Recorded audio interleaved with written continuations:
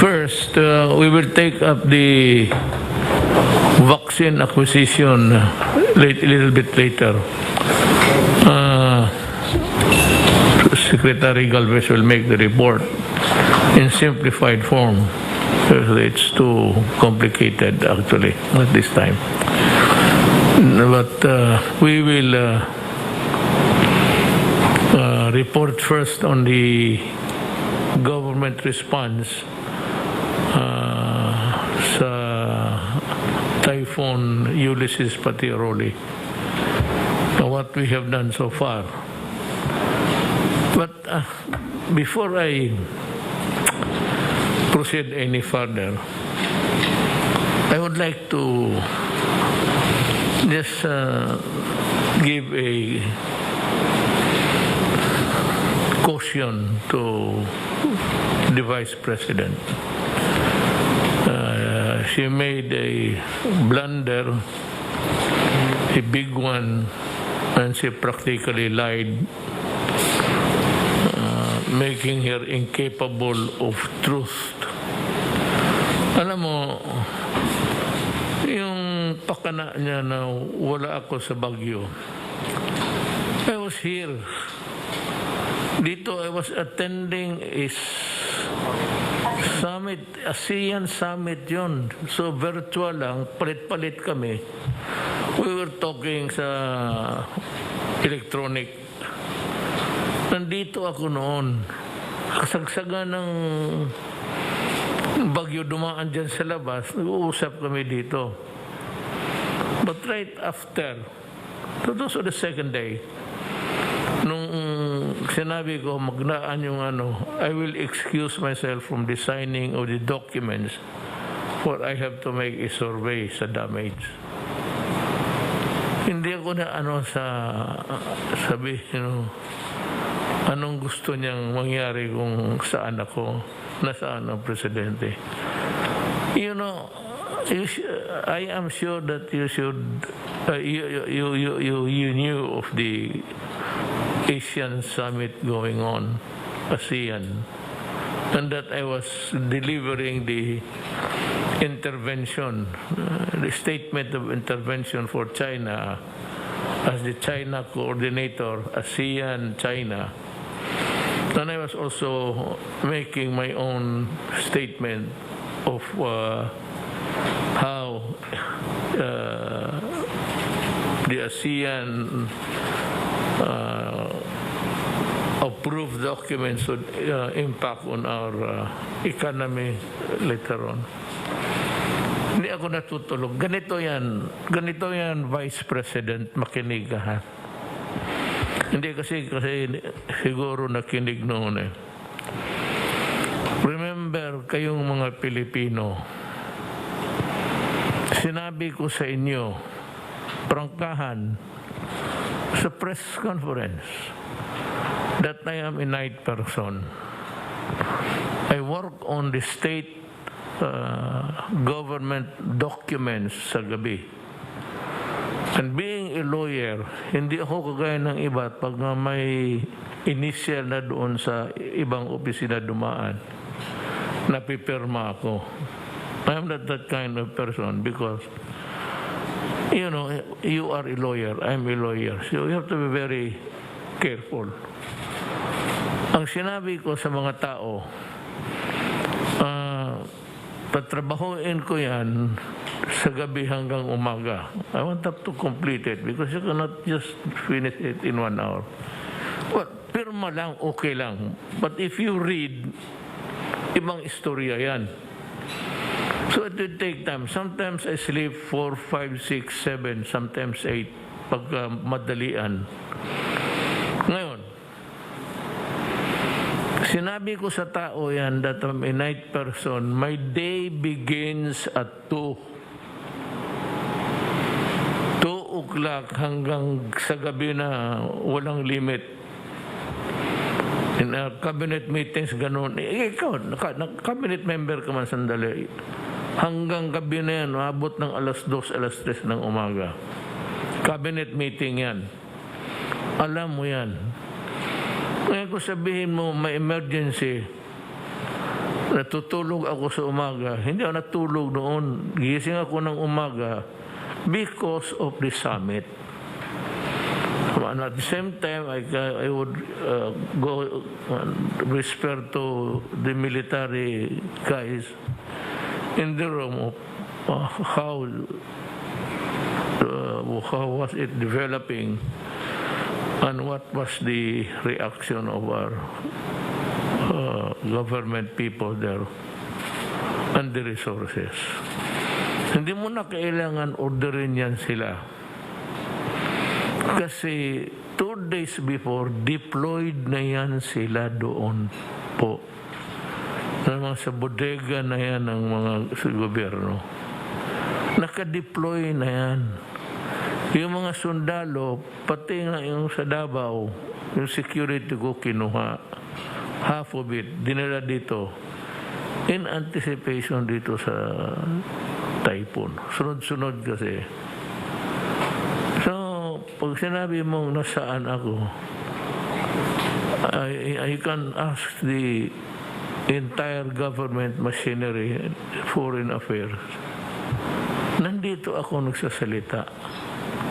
While you were making calls, nag-check ka, pag kunwari, alam mo yung mga military, hindi maniwala sa iyo because tama sila. You are not in the line of authority, basta gano'n. Wala kang times of emergency. Ang ako lang pati ang military. It's between me and military pagka-pulis. Yan lang sila kami mag-ano. No.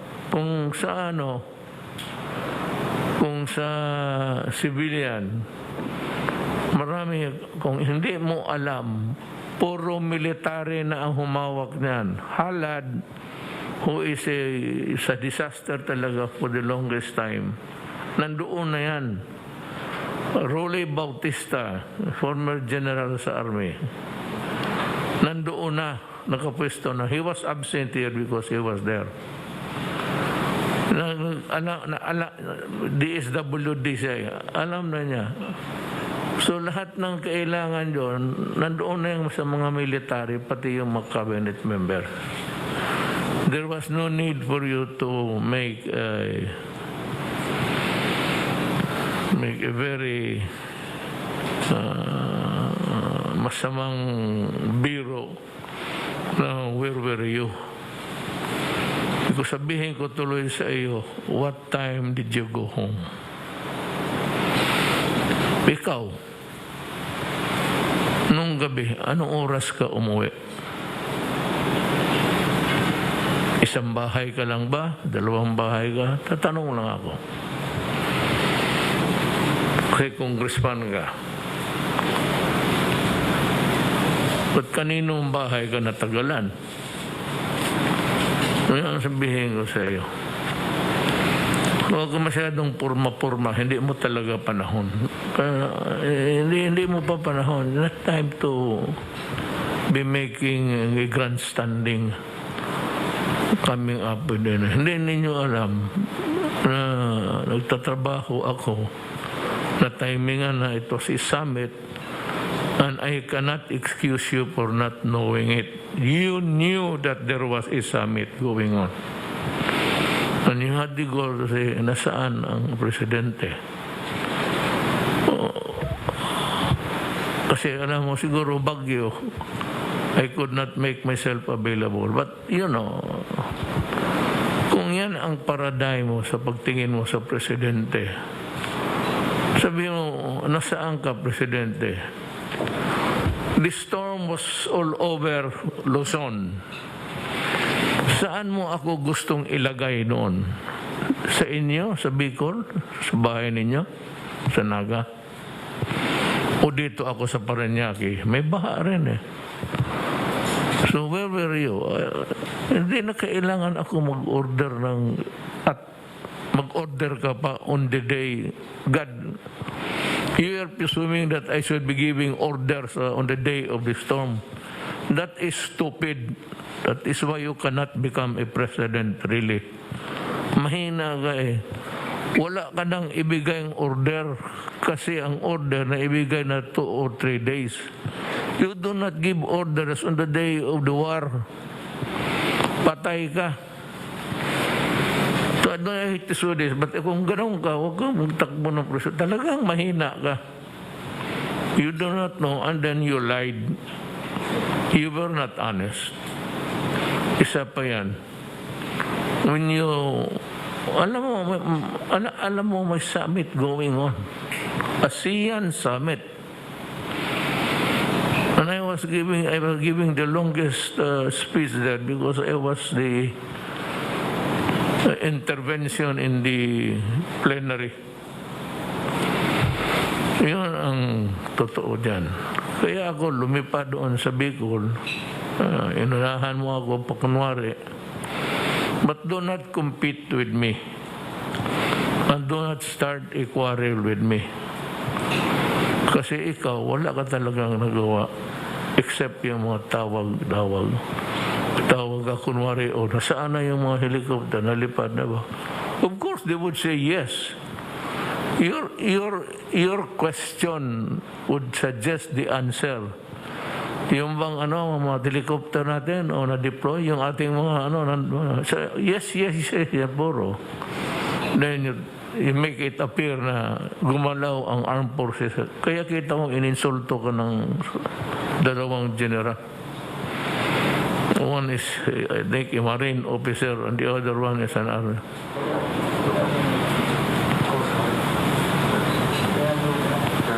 Lugay. Kita ka na insulto ka. You are not part of the command.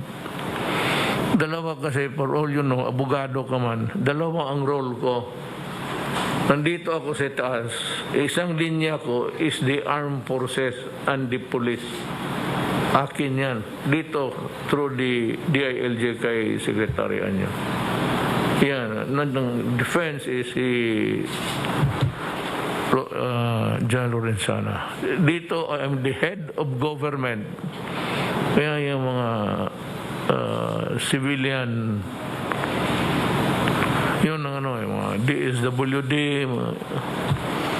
So, pag sinabi mo mag-order, you do not, ano bang gawin? Wala, tapos na yan. It has become a fait accompli question for you. You do not give orders on the day of the battle.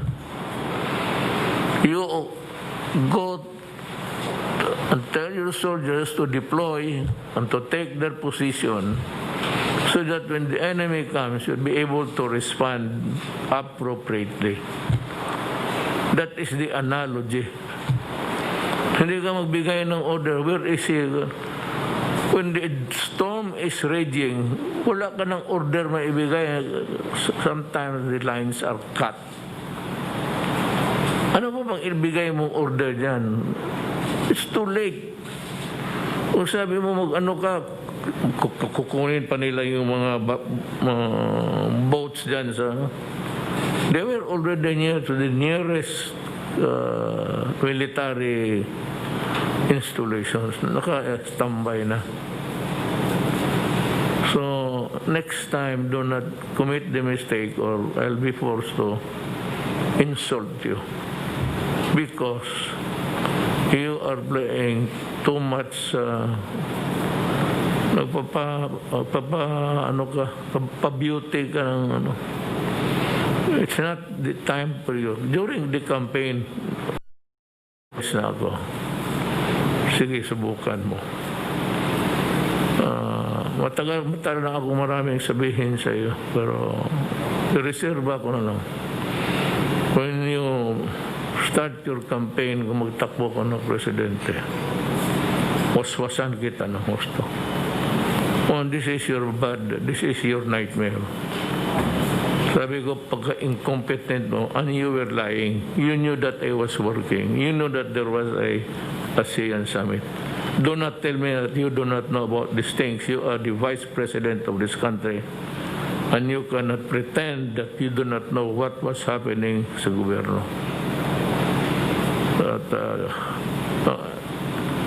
At timing may typhoon, and so, yun ang nangyari. We have to, dito, I was busy with my intervention. ASEAN Summit yun. Usually we go out of our countries to attend sa Vietnam ngayon, the venue. But it was impossible. By Baguio, may COVID pa. We do it by teleconferencing. Itong ganito. So, next time, count your marbles first before you let it.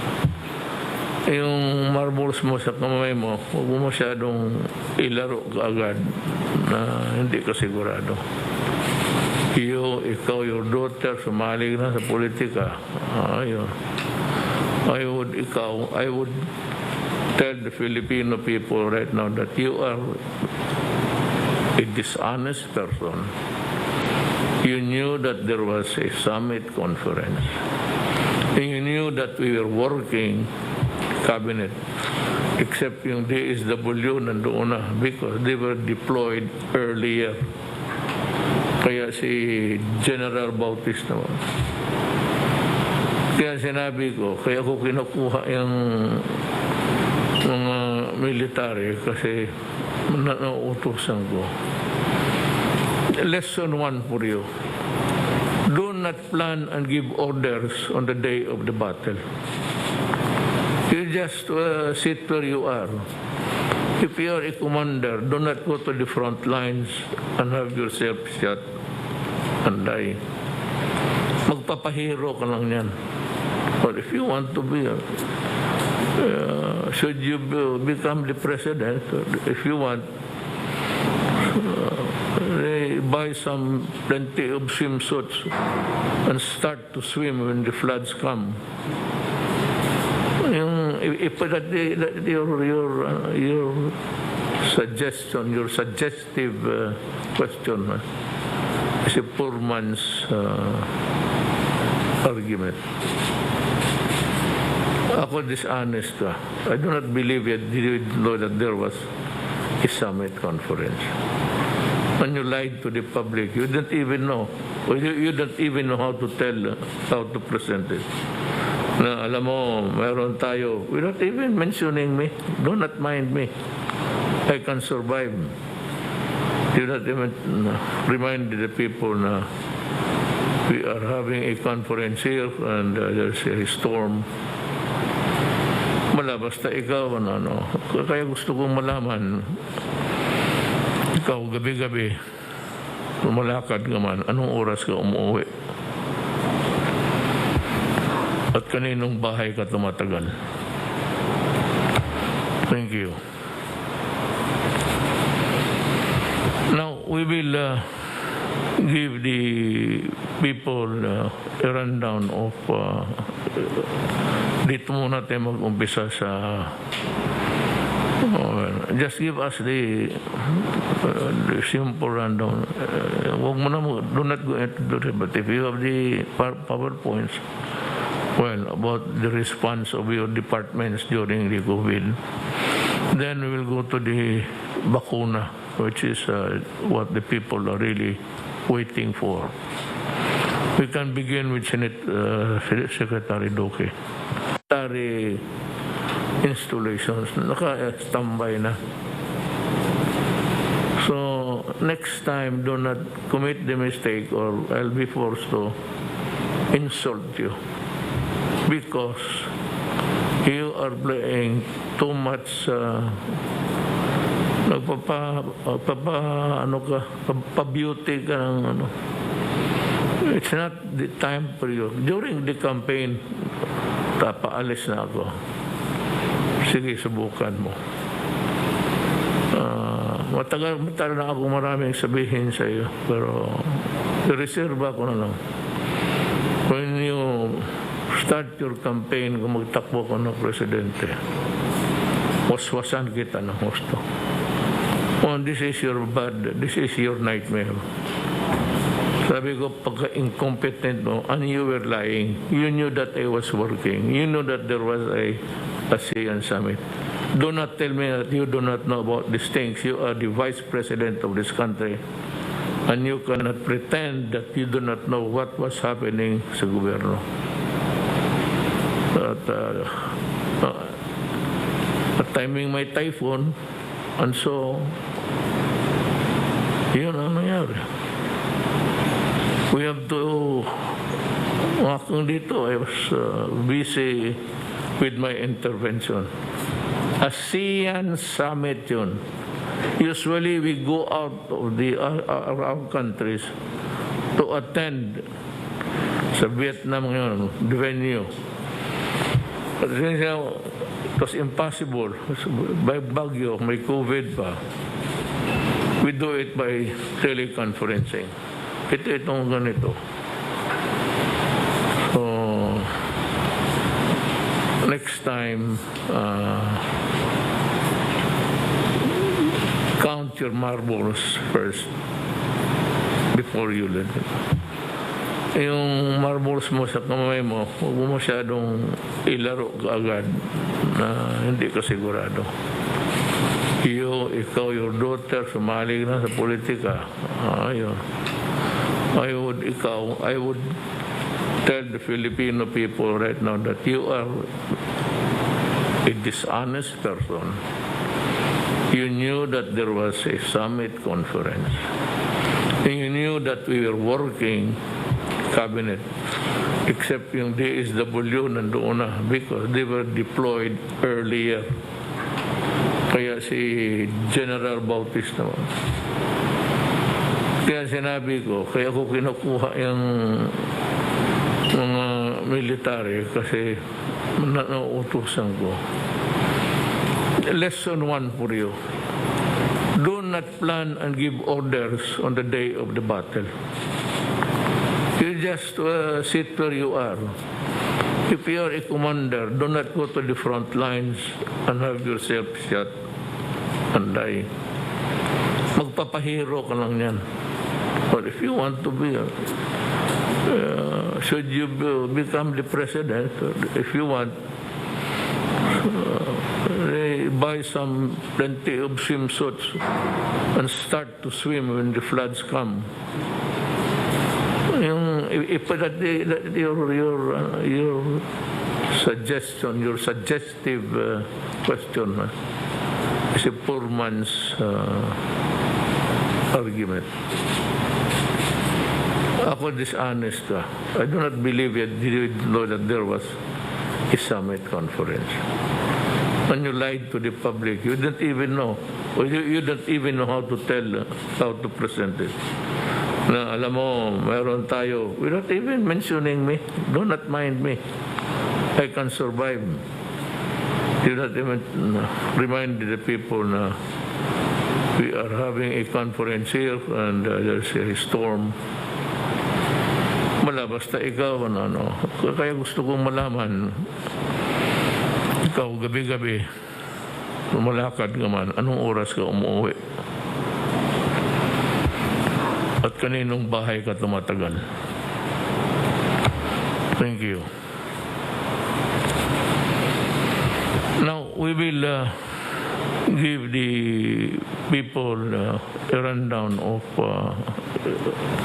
dito muna tayo mag-umpisa sa just give us the simple rundown. Huwag mo na do not go into it, but if you have the PowerPoints, well, about the response of your departments during the COVID, then we will go to the bakuna, which is what the people are really waiting for. We can begin with Senate Secretary Doke. We have something to report about the typhoon. Yes, Mr. President. Magandang gabi po sa inyo, Mr. President, Senator Bongo, at mga kapwa ko miyembro ng kabinete. Meron po akong PowerPoint presentation at muli, dalawa pong bahagi ang akin pong iuulat sa inyo po at sa taong bayan. Unang-una po yung sa Typhoon Ulysses updates at susundan po ng amin usual COVID-19 updates. Next slide. Base sa aming naitala, ang pinagsamang halaga ng pinsala na dulot ng Typhoon Rolly at Ulysses ay nasa 303.9 million. Kasama sa mga napinsala ay isang Center for Health Development, 9 na DOH Hospital and Laboratory Facility, 5 LGU hospitals, 20 rural health units, at 57 barangay health stations.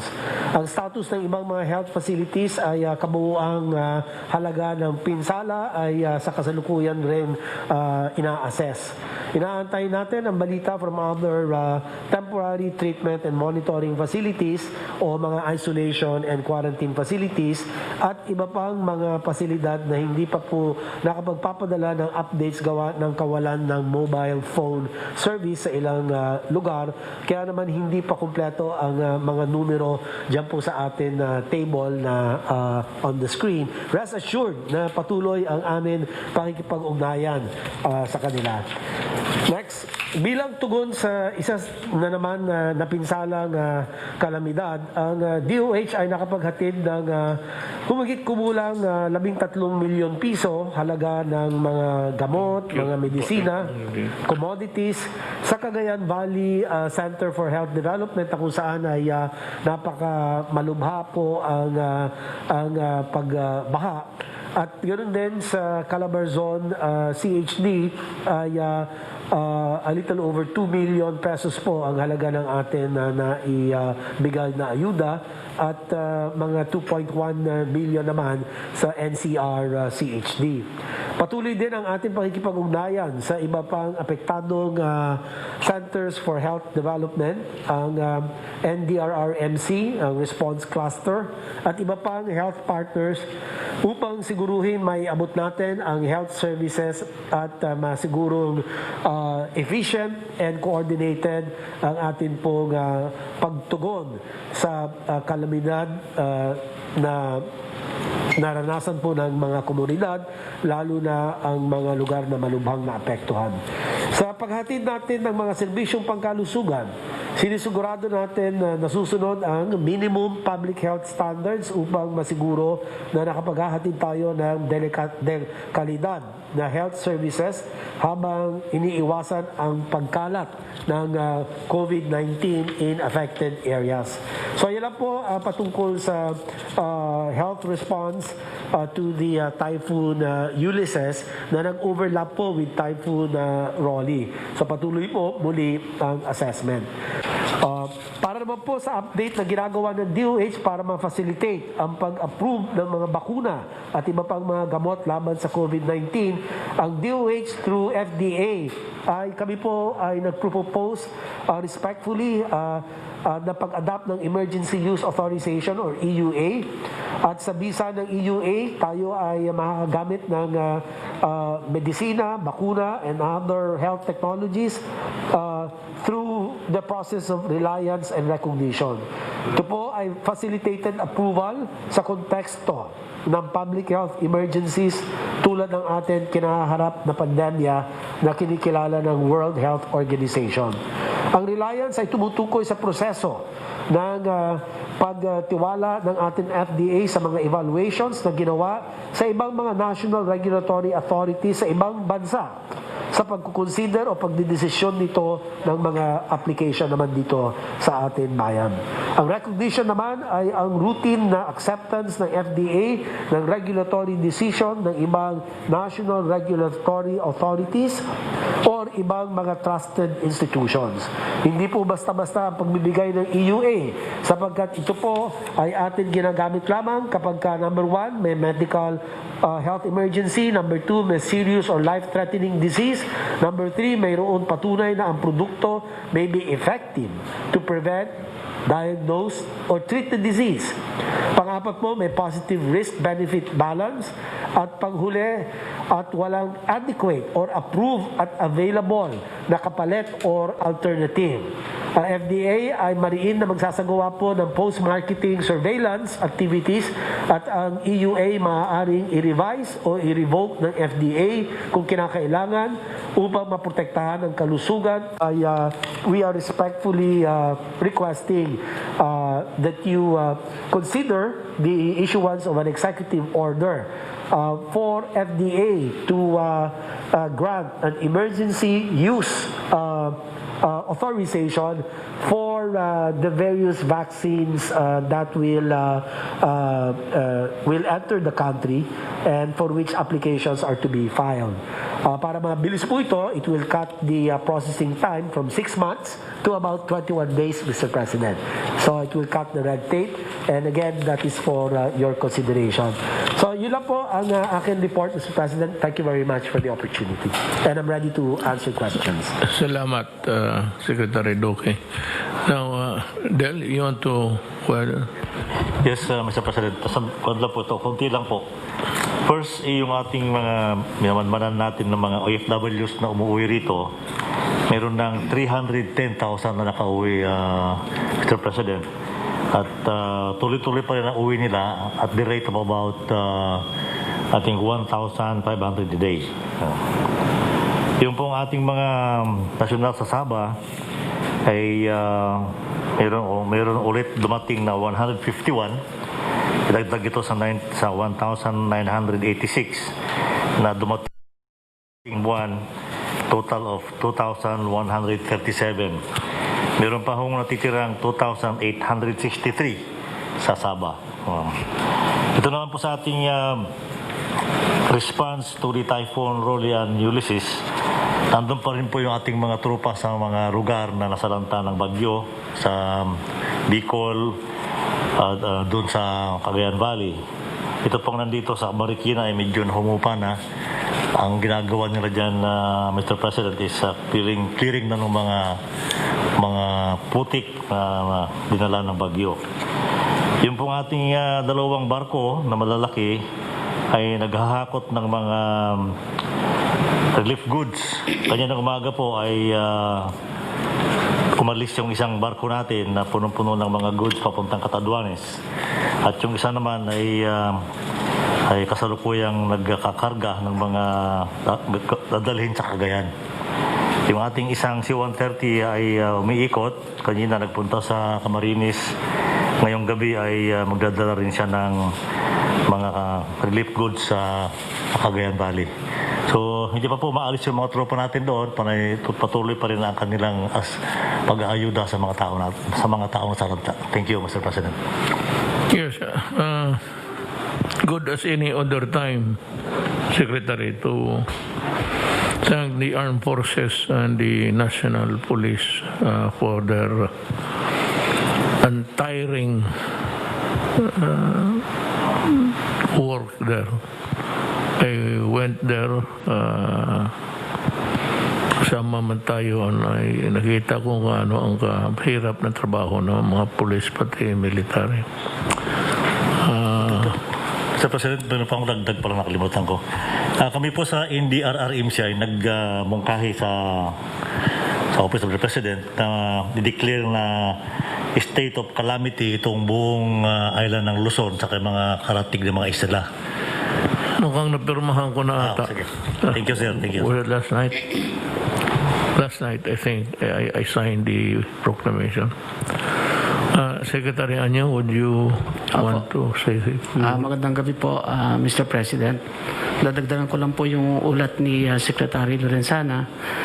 Patuloy po yung pakipag-ugnayan natin sa mga LGUs na sasakupan ng 6 na region at 19 na probinsya. Ito po yung tinamaan ng Typhoon Ulysses. Actually, sila rin po yung tinamaan ng Typhoon Rolly.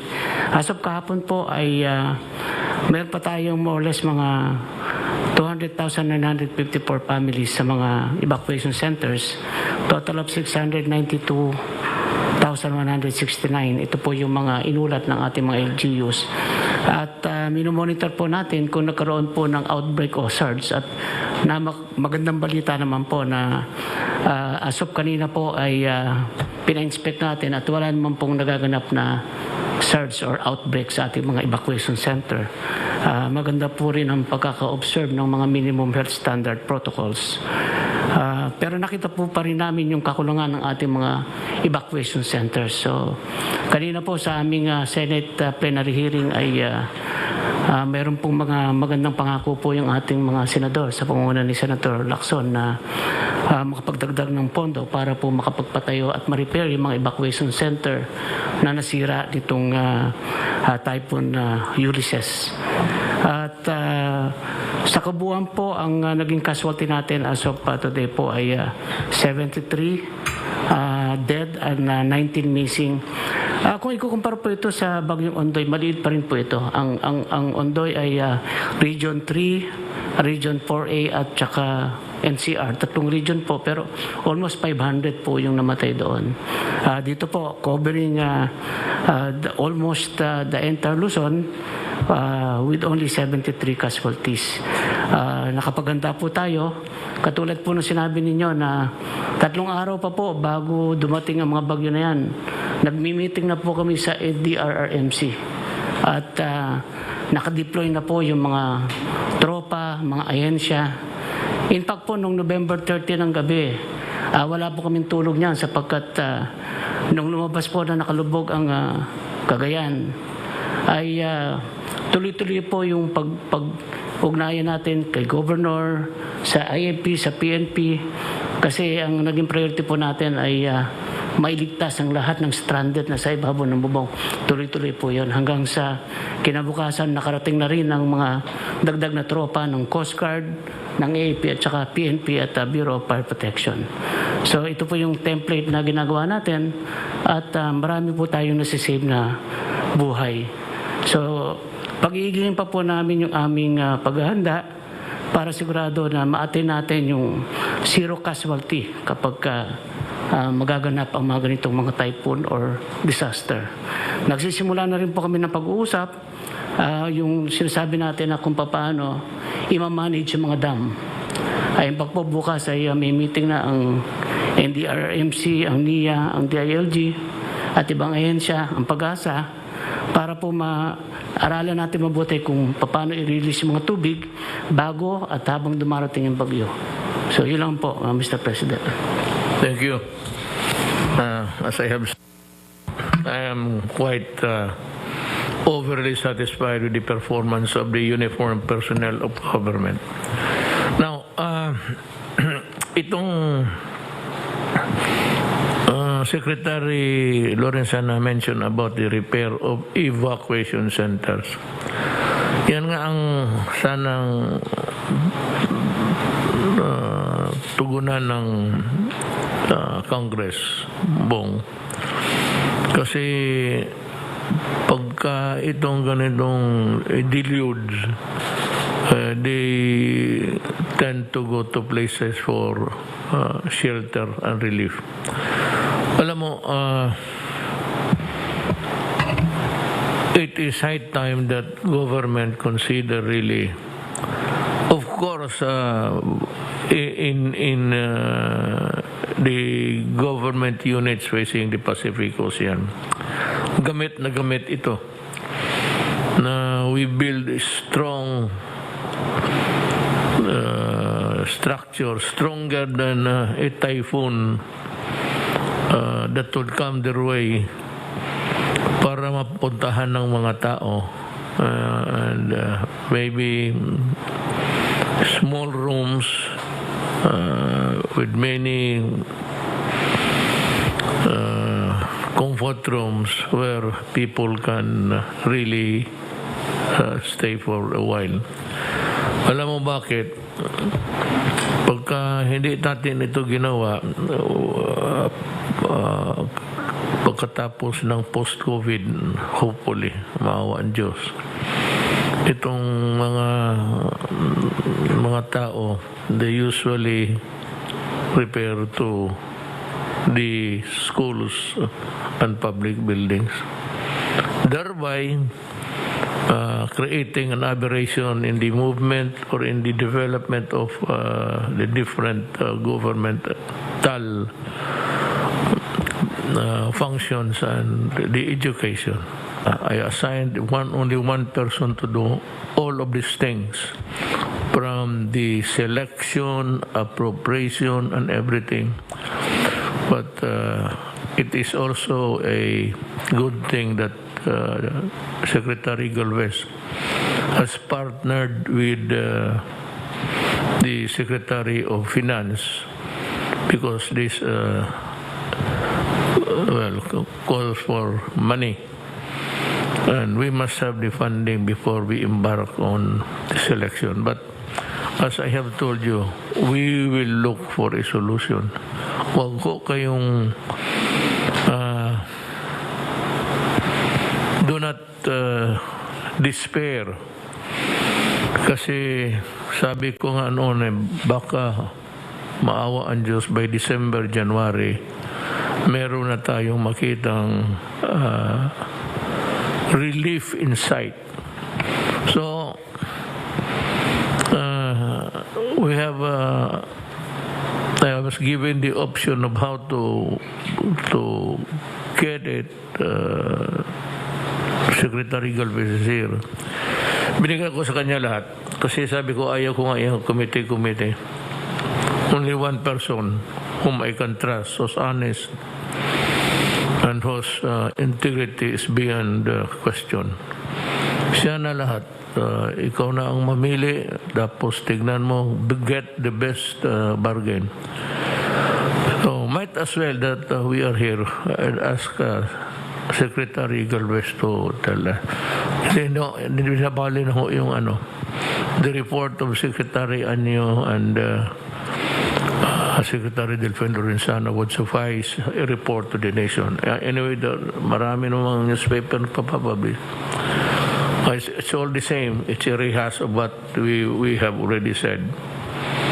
So, okay na yun sa akin yung report. However short, it's still okay. And that would suffice for the moment. I'd like to ask you, Secretary Galvez, to talk about the COVID now. How you intend to the process of selecting the financial modality of how to go. Kukuha ng vaccine. At ang ating pong vaccine of expert ay nirang po yung 17 na. 17 po ang ating pong possible sources of vaccines sa iba't ibang mga bansa. At out of the 17 po, sir, siyam po yung nasa tinatawag nating phase 3 trial. At sa phase 3 trial po nito, 3 po doon ang magkakaroon po ng trial dito po sa atin this coming December and January. Nagpapasalamat po tayo kay Enrique Rason na meron po rin siya binigay na 300,000 doses ang BDO at saka po yung ibang mga Luchutan Group at saka San Miguel Corporation at saka Go Negosyo. Nakapag-raise na po sila ng more than 1 million and hopefully baka tataas pa yun ng 1 or 2 million doses. Ito po para po sa kanilang mga do-donate po nila yung 80 to 50% of the vaccine at saka yung iba po gagamitin po nila sa kanilang mga poor essential workers po. At no cost po saan po natin. Kung magkakaroon po tayo ng advance procurement po ay by the end of the year pwede po natin magkaroon po tayo ng signing of the loan agreements. Kaya po ang aming po na recommendation po Mr. President, next slide please, ay we enter on the advance market commitment through the multilateral arrangement with World Bank and ADB as our finance manager. At the same time, we have also to have various modes of financing, including private-public tripartite agreement, without a cost with the government. So the private sector will finance it by buying directly to the vaccine company, but with the regulation that the DOH will be the one who will decide where the vaccine will be given. And then also, we have recommending the emergency use authority to be issued by FDA via a proposed EO as proposed by Secretary Duque. That's all, Mr. President. And hopefully, sir, kung makapag-move po tayo, we can be assured yung 30 million doses to 50 million doses by next year po, sir. Pagka nag-roll out po ang ibang bansa, we can also have our rollout here, sir. Thank you. So, mga kababayan ko, narinig ninyo si General Galvez.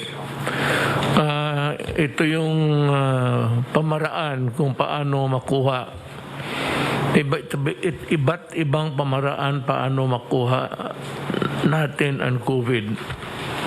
Yun ang sinasabi ko.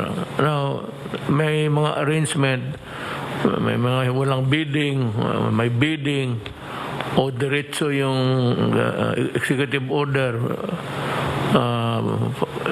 in time of emergencies, diretso na. Whatever it is, I have full faith and trust in the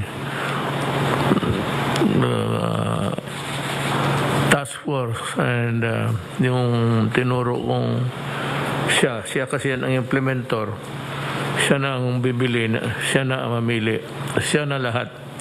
At well, of course, you have to worry about the procurement. May mga pamaraan kasi na bago ka makabili, yan, yung bidding, yung ganon. But there is also a way of not doing it. If it takes time, then I can go directly and just issue the order to buy and to vaccinate the population. Secretary Galvez, I would like to remind you that we have this commitment that we will start with the poorest of the poor. So, may schedule ka na yan.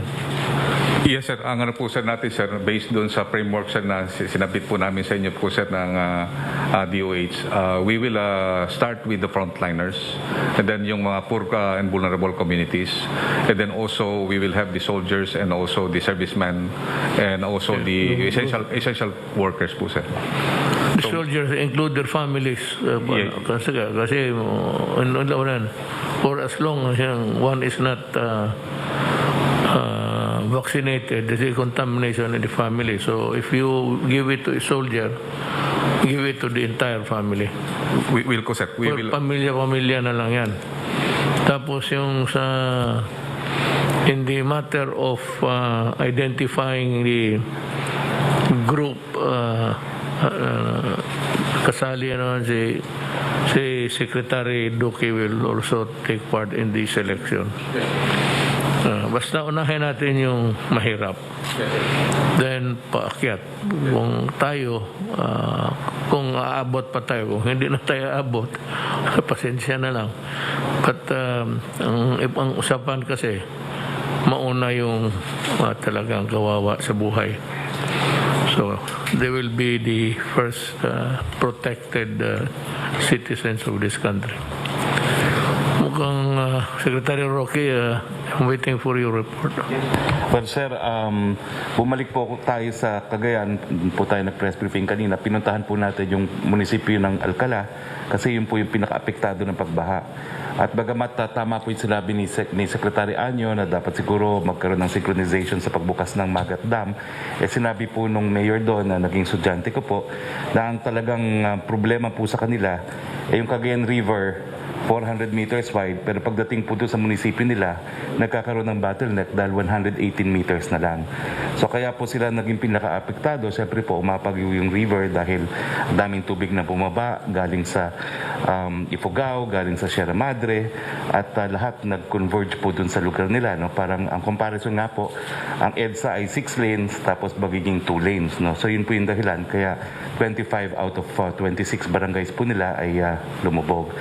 So binigyan niya po ako ng kopya ng JICA study. Meron na pala akong JICA study noong 1987 pa na nagre-recommend na lawakan yung narrow port ng Cagayan River at ipararating ko po ito kay Secretary Villar bukas. like to help. Pero let us understand the problem from the tamang perspective. Actually, the culprit there was the rainfall. How many inches, I really do not know. I have not checked. But sobra-sobra yung tubig. Whether there are logging or mining there, talagang bubuhos yung tubig. Yung kagaya ng sa Cagayan and other places, it was an extraordinary volume of water pouring down from the heaven. Now, itong mga casualties, ito yung nagmamind, nagbubutas kasi yan sila. Pag ang bukid, butasan mo, dito marami kayong nagbubutas, small mining, in search for the gold, in pursuit of the gold. Marami kayong butas. Yung tubig, papasok doon sa butas ninyo. Then, it stays there. And kung marami, it loosens, maluluwang yung lupa. Kaya, maglalambot, babagsak. And the problem is, itong mga miners, they have their settlements or their houses or whatever dito sa baba. Just like what happened in Davao. Kung dito kayo sa baba, in Davao, several times, they refuse to learn. Doon pa rin sila. I do not know why, but there must be a reason for that. Doon sila. Pag bagsak ng ulan, puno yung mga butas, loosens the lupa. Pag landslide, doon sila sa baba, madadali. So, yun. Hindi sabihin na yung yung mining lang, o illegal logging. Illegal logging is, alam mo, matagal ko na pinag-aralan yan. Mayor pa ako yung illegal logging.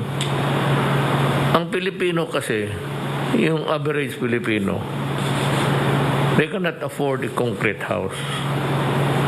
So halos lahat dyan sa mga tawag natin at let us use the word as being understood by all. Yung mga squatters, puro kahoy yan. Bibili yan sa, including coconut wood. Ang problema niya, nung sa bukid, talaga magpuputol yun ng kahoy.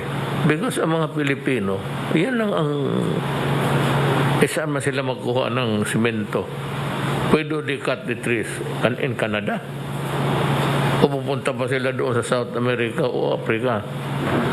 So kung ano makita nila, nabibili, yung small scale logging, they make money because people are also buying. At karamihan niya, ginagawa ng excuse me, bahay ng mga tao. And the population is increasing, so the needs are also greater every year. Magtatayo ng bahay. And the temptation really to cut the trees in the mountain and bring it to the lower land, really to build houses. Kaya hindi mawala yung mga sawmill. Mahirap yan. I am in a quandary actually of how to solve the problem. Kung sabihin mo na you want to help, magsimento tayo. I don't know if that is really feasible or viable, if you may. Kasi mahal. Itong kahoy lang ng binibili ng mga squatters, pati yung talagang walang titulo at they look for a place, squatting on some other's property. But yung raw materials nila, galing bukid yan. What I'm trying to point out to you is that all of the trees were cut long time ago, mostly by the loggers. Yung nagkaroon ng pera sa logging. Maraming yumaman yan. Doon sila kumuha ng kayamanan nila. Logging. Exportable yan noon sa Amerika, sa Japan. Yun.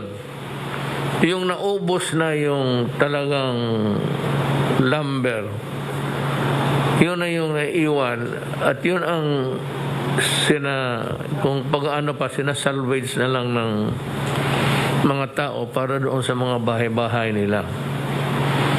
So how to prevent that, I really do not know. Unless I can offer a better deal for them,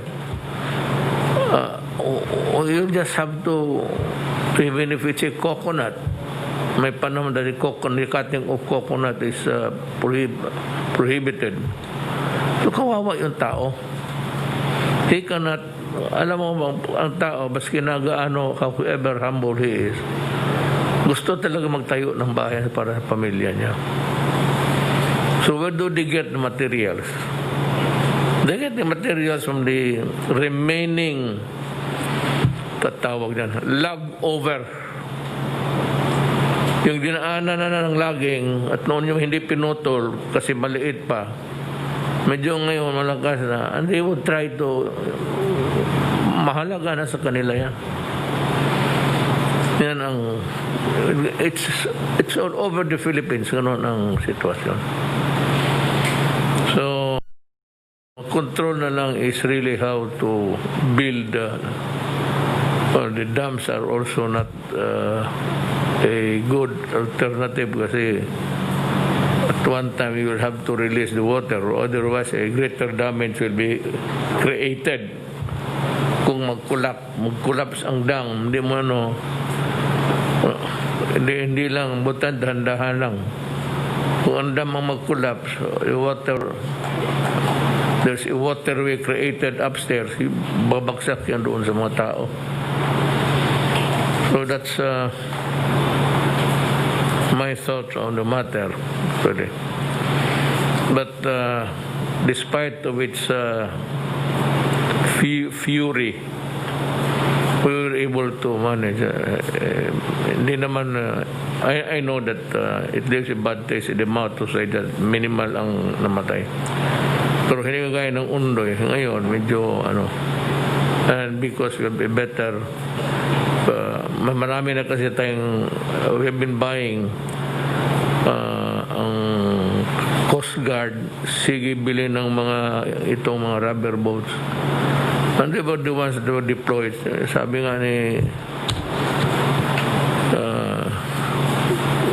siya yung sa disaster, siya yung chairman, he ordered the deployment of the equipments to save lives 2 days before. Kaya ipahawak ko sa military. Hindi na ako because General Lorenzana knows his business. Pag ngayon na may typhoon coming in, he is already busy giving orders left and right. So ako, hindi na ako kailangan except to place my imprimatur na okay, sige, yan ang gawin natin. And that's about a few words. Kung anong order during the kasagsagan, you do not prepare when the typhoon is already there. The typhoon simply was just too furious for everybody.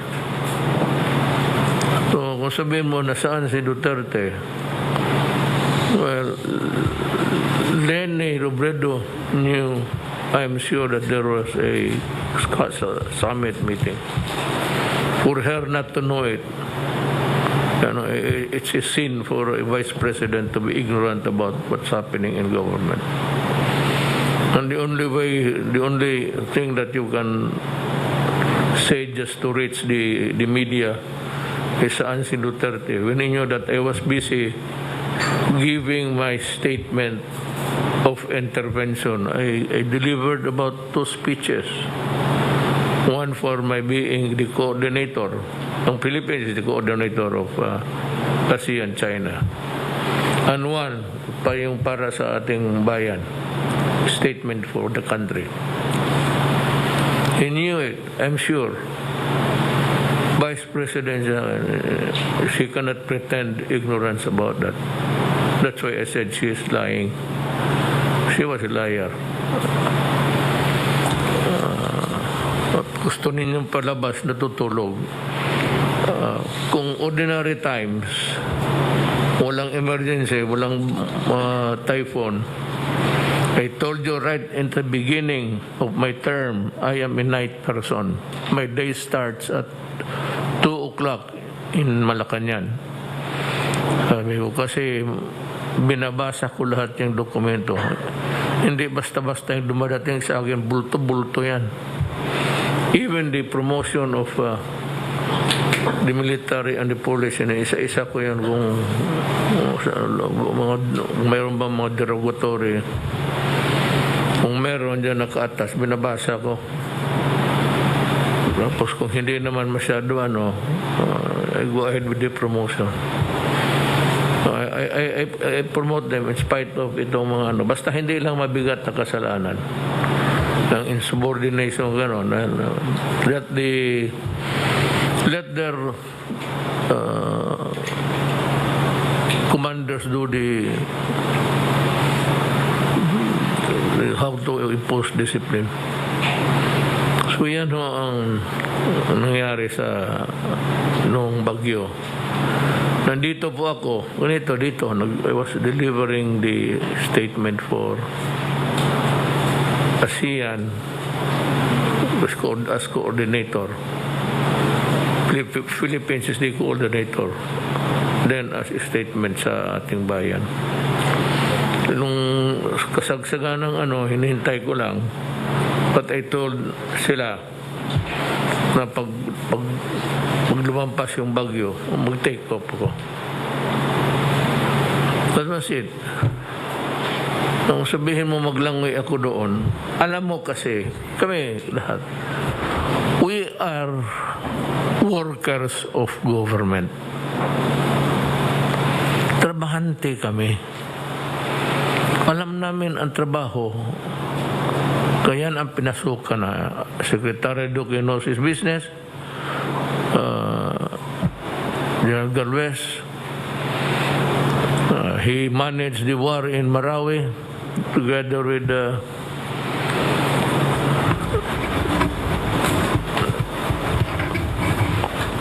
others. Ang tanong ko nga sa kanila, kung magtalungan lang naman, if we go down to the basics, where were you during the Marawi siege? Wala akong nakitang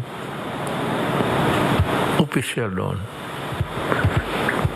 Senador o congressman. Except you. Si Secretary Roque went there to baski na pa paano in a small way you identify yourself in solidarity with the people. Yun, hindi yung bagyong gira yun. How many times did they go there? 10 times. Butas pa yung helicopter ko, tinamaan ng bala because I took off during night time. Bago tayo matapos, sinabi ko sa inyo na sasabihin ko yung mga tao na napaalis sa gobyerno o nasuspendedo for various offenses. Ang sa DOTR, si Antonio Heno, Attorney Heno Antonio C. Villanueva, dismissed sa trabaho. Attorney Romel Lloyd Martinez, dismissed by the Department of Transportation. Si Edgardo Catarungan, dismissed by my office upon the recommendation of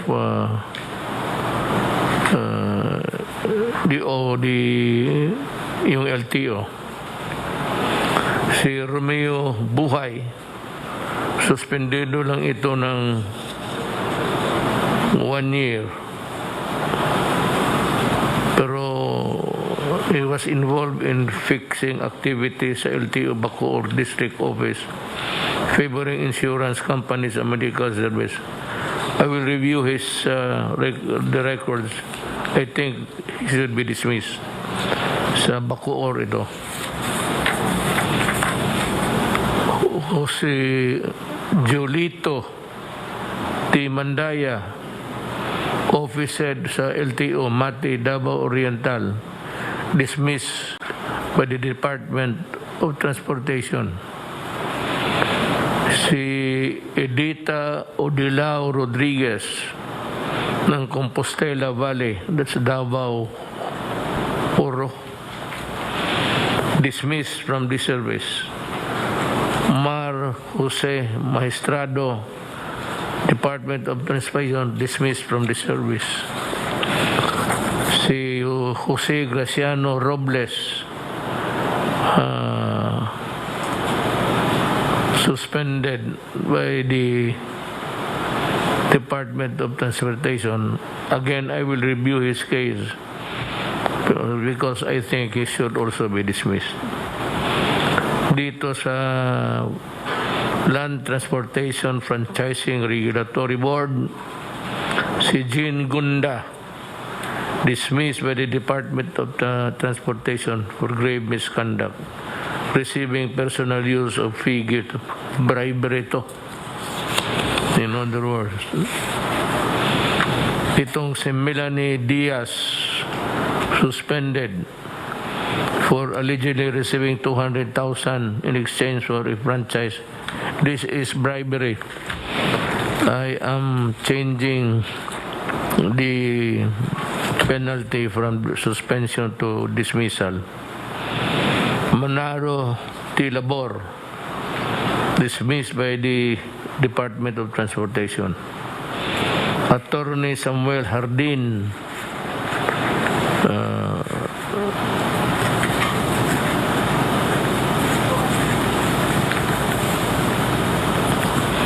I will dismiss him because that is the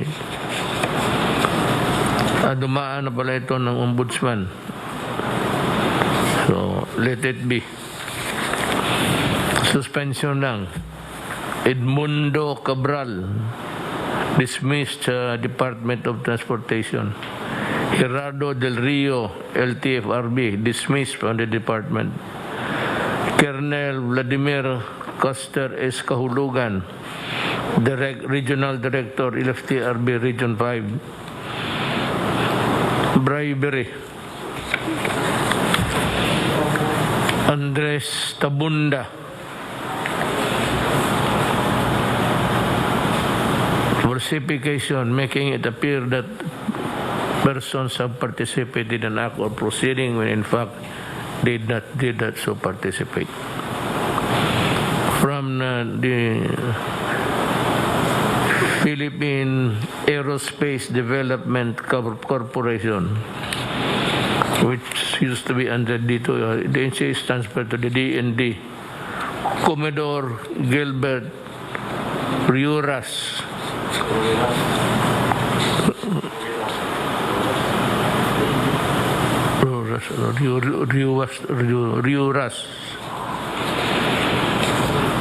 dismissed from the service. Emmanuel Bertusio, Chairperson, OTC.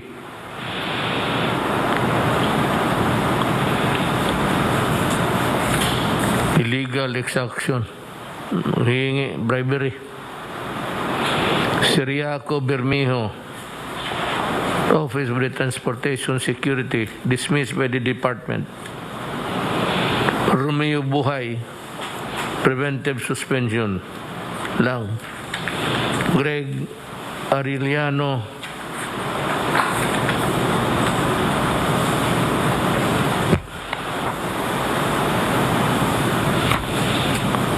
bakit ganito lang?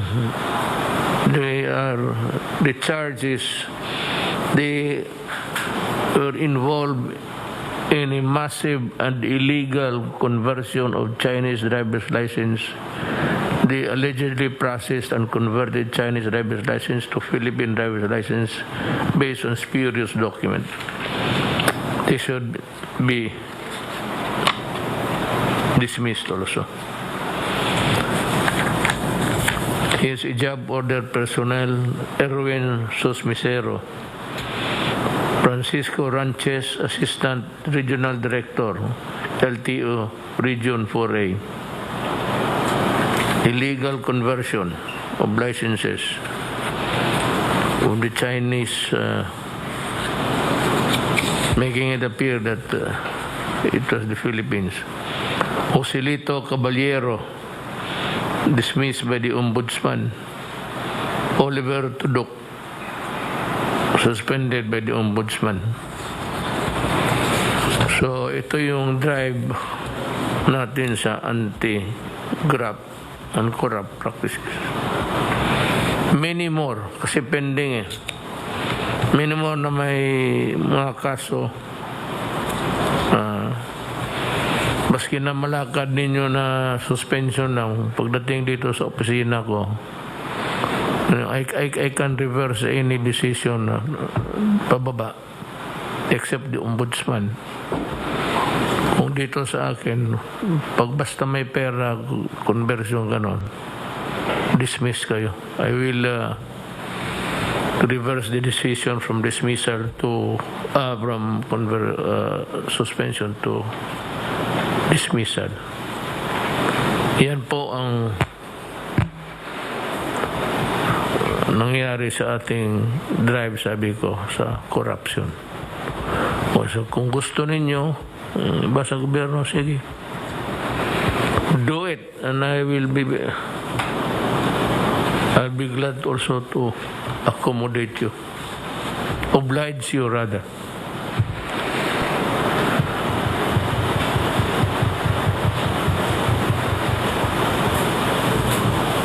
I-connect mo yun doon sa ano, bago matapos. Sir, yung mga estudyante po na loko-loko na ayaw pumasok, dahil nagpo-protesta, di raw sila magsasubmit ng academic requirements hanggang hindi raw natutulungan ng mga biktima ng typhoon. Yun po yung sinasabi nila. You are taking the cudgels of the poor ahead of your time. That is not your worry, that is the worry of government. Kami, sabi ko, nagtatrabaho kami. Government workers kami. Anong silbi namin dito mag-upo lang kung gumalaw para sa tao? But yung ganon mga, huwag kayong pumasok. I suggest to you, stop schooling until mabakunahan lahat ng Pilipino. You resume your duty. And you wait for another typhoon and see if the help that we extend is enough to your satisfaction. Bantayan na lang ninyo yung mga bagyo na dating at tignan ninyo yung mga nangailangan ng tulong na hindi natulungan. Then you protest again. Stop schooling. That will save money for your parents. Better make use of your time anywhere. Sige. Yung mga eskwela, UP, fine. Pag hinto kayo ng aral, I will stop the funding. Nandyan nyo lang, wala nang ginawa itong kundi mag-recruit ng mga komunista dyan. Tapos nag-aaral kayo, ang gusto ninyong binabira ang gobyerno. Masyado naman nakaswerte kayo. Wag talaga kayong manakot rather. Kasi I will oblige you. Thank you.